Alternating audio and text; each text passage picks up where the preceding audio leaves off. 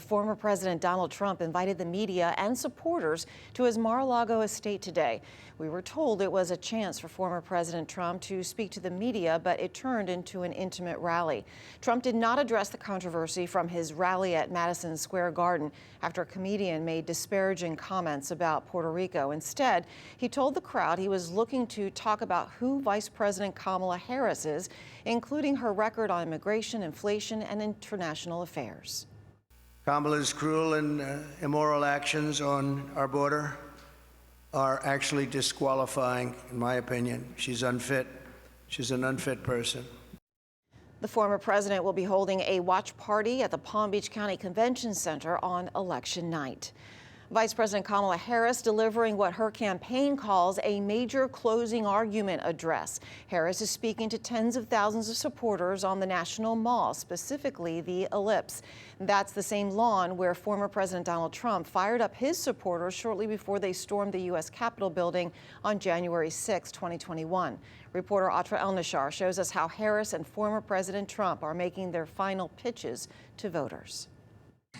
Since Vice President Harris became the Democratic presidential nominee, she said it's her job to prosecute the political case against former President Trump. And in her closing argument Tuesday night, she said it's time to turn the page on the past. And this election is more than just a choice between two parties and two different candidates. It is a choice about whether we have a country rooted in freedom for every American, or ruled by chaos and division. With her sights set on undecided voters, Vice President Harris painting two very different pictures of America's future. One with her in the Oval Office, and the other with the second Trump administration. This is someone who is unstable, obsessed with revenge, consumed with grievance, and out for unchecked power.